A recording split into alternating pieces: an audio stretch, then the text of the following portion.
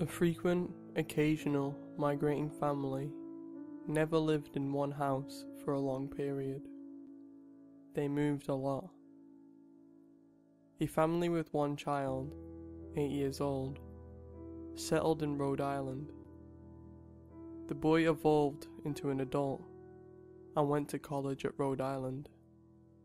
However, there are still relics of memories dedicated to each individual house the boy occupied. The majority of these recollection shards were both useless and babbled.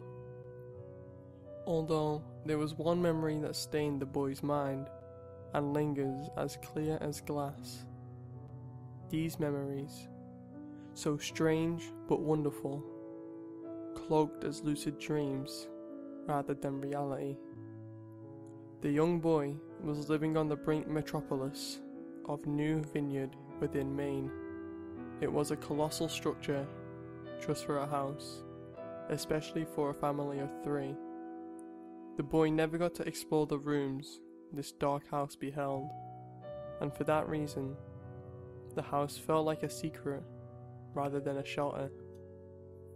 Upon the boy's 5th annum of birth, he developed a fever, mononucleosis, disease with viruses for 21 days. The boy never got to celebrate his birthday due to illness. Neither could he pack up, preparing a move to Pennsylvania.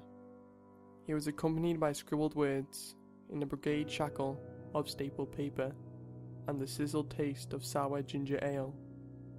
Boredom had him in a box, duct taped to an eternity of restlessness. A week progressing, Mr. Widemouth barged his way into the boy's life. He had a wide mouth, huge eyes, an outsized head, large crooked ears, accompanied by a tiny body. Mr. Widemouth dragged himself along the boy's floor, picking up books and lifting pages. He claimed to be a real friend. He only displayed himself to the young boy.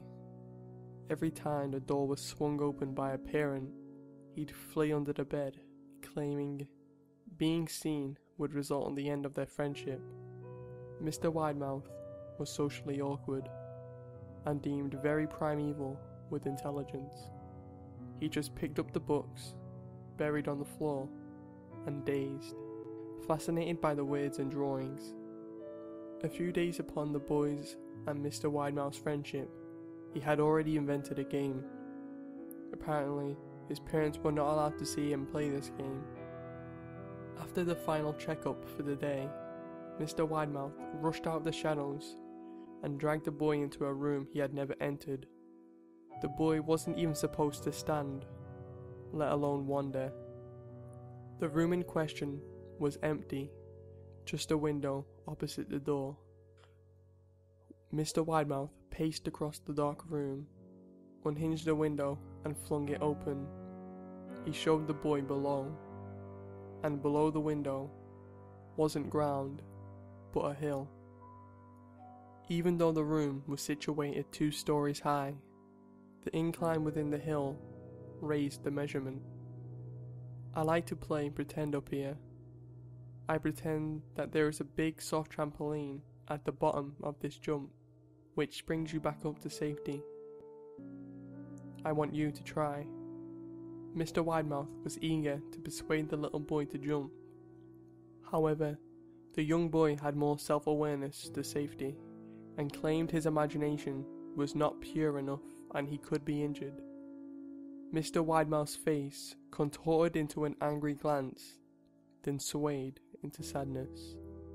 He claimed an understanding to the boy, and sulked under the shadows of the boy's bed for the rest of the day, quiet as death.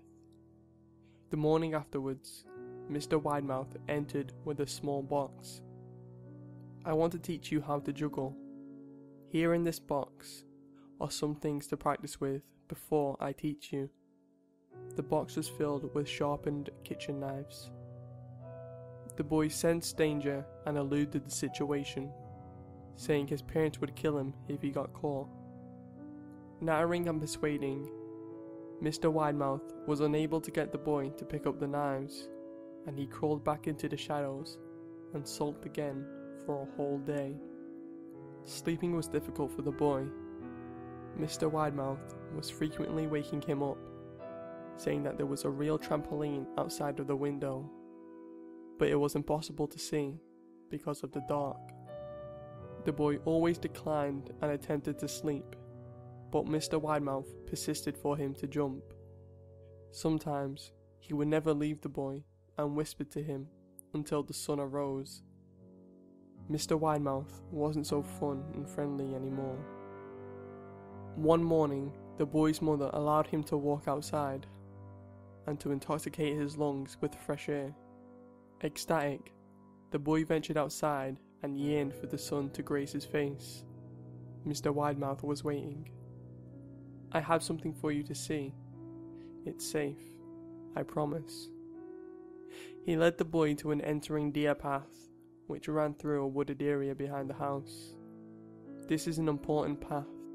I've had a lot of friends like you, like your age. When they were ready, I brought them to this path, this special path. When you are ready, I will show you the path."